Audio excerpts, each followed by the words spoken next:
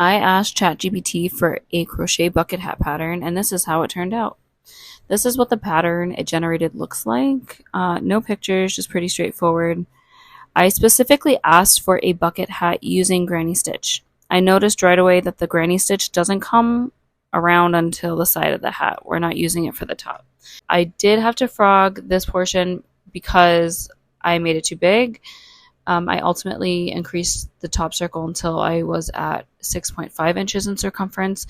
Then we switched to granny stitch for the hat. The hiccup comes when I am working on the brim, because initially it said I should be increasing every 7th stitch, and I just found that it wasn't flared enough for me. So I experimented and I ended up increasing every other stitch for the first round, and then I also increased in the second round every 3rd stitch.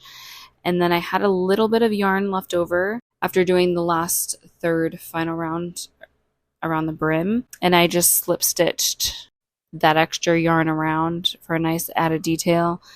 That was not a part of the pattern. My final thoughts are, there's so much value in paid patterns. I feel like I had to play around with this free crochet pattern for it to work. So if you're a beginner, it's not really worth the time of having to experiment, so to speak, with a pattern when you might not even know how to experiment with a pattern, when most bucket hat patterns are like $3 to $5 and come with so many resources and pictures and references. I'd love to try a paid bucket pattern, so if you have any that you recommend, please let me know in the comments. Until next time, happy crochet.